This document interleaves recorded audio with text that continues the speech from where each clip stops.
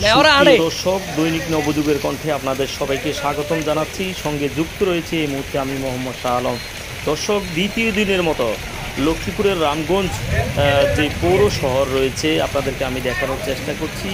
এই মুহূর্তে আমি রামগঞ্জ জিয়া শপিংয়ের যে দক্ষিণ গেটটি, এই গেটের সামনে আমি এখন অবস্থান করছি। আপনারা দেখতে পাচ্ছেন সারা বাংলাদেশের মতো প্রবল বৃষ্টি এবং ভারী বর্ষণের কারণে দেশের বিভিন্ন জেলায় বন্যা ইতিমধ্যে কিন্তু বন্যা হয়ে গেছে।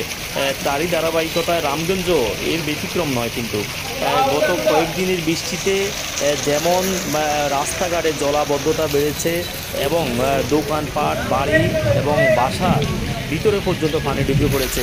ইতিমধ্যে রামগঞ্জ পৌরসভার বিভিন্ন গ্রাম প্লাবিত হয়েছে এবং বেড়ি বাঁধের ভিতরেও বিভিন্ন ঘরবাড়ি আমরা লক্ষ্য করেছি পানির নিচে তলিয়ে